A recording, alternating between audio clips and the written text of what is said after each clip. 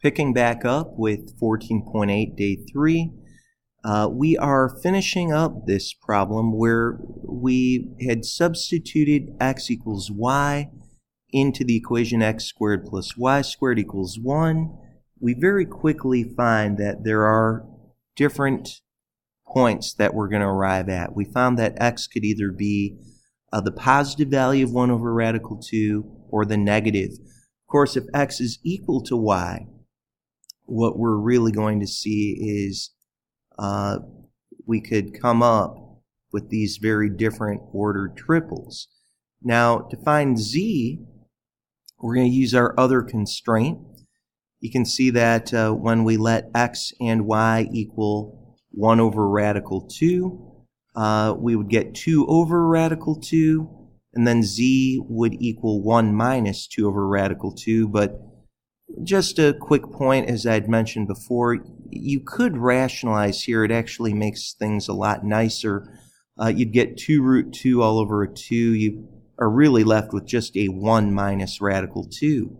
In a very similar way, if you were to revisit this problem and just change x and y to both have negatives here, you can see that you'd have a negative 2 over radical 2, and then you'd add, so you'd wind up with getting a 1 plus 2 over radical 2 in a very similar way as you would rationalize. You could see you'd have 1 plus 2 root 2 over 2. That's 1 plus radical 2 for your z.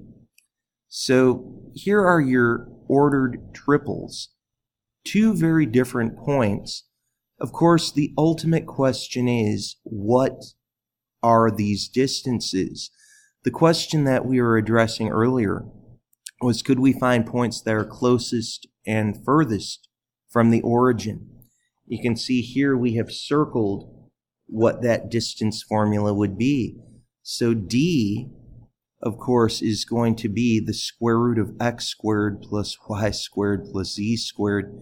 We could investigate what the distance from the origin really is with these particular points. Now, of course, when you square 1 over root 2, you really just get a half.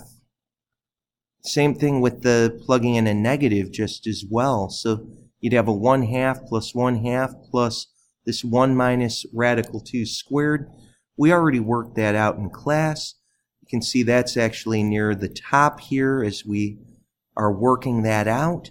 You could see we got about 1.082 for our distance. 1.082. Similarly, if we plugged in the negative 1 over radical 2 for our x and for our y, you're going to be able to very quickly see that you're going to get a different point.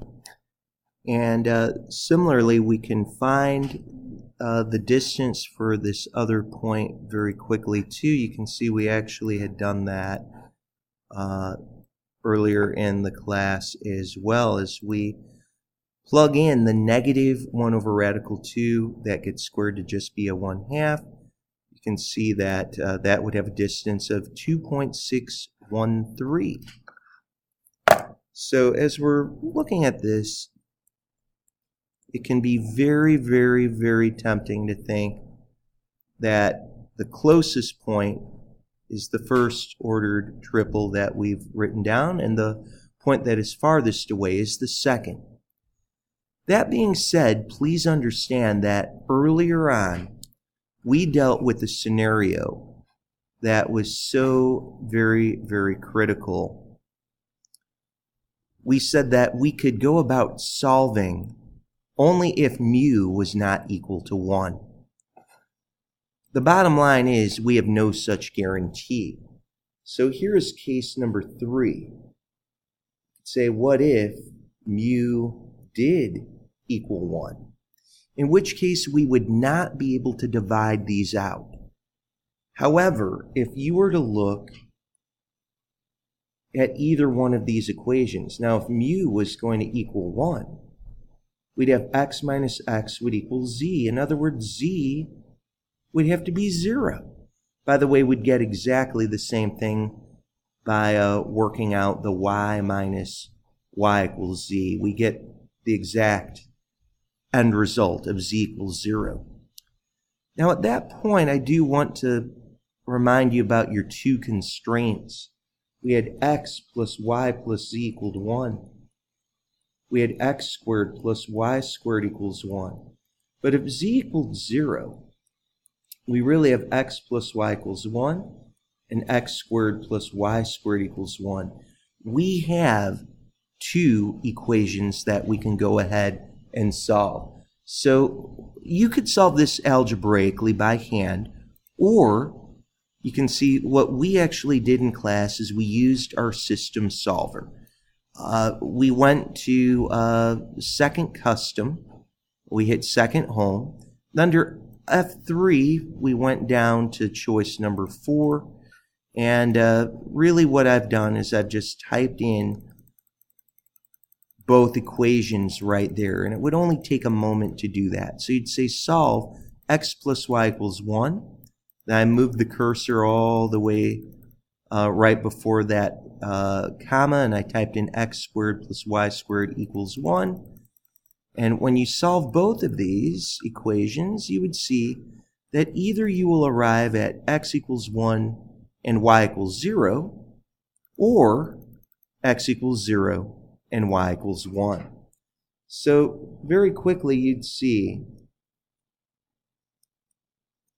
and by the way, then you'd have z equals 0 here, that you're coming up with a couple other possibilities.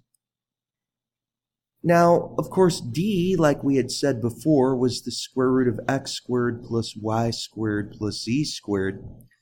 Right here, maybe the easiest thing to do is to just substitute those values in. If x is equal to 1, y is 0, and z is 0, d would equal 1. Similarly, if you plugged in x is 0 and z is 0, let y equal 1, you'd get d equals 1 just as well. You're going to see that that is the smallest distance that we had out of all of them. So they're looking for the closest point. The closest point that you're going to be talking about would be 1, 0, 0, and also 0, 1, comma 0. That's where your distance would equal 1. The farthest point would be the one with the greatest distance. And you could see we had a 2.613. So that would be that ordered pair of, ordered triple, I should say, of -1 over root 2, -1 over root 2. And then you could see we had 1 plus radical 2. And that would have a distance of 2.613. So this is how you deal with the two constraints. And, Lagrange multipliers give you that opportunity to solve these very complicated problems. It's a lot of work, a lot of algebra, but you're able to really deal with more complicated problems for sure.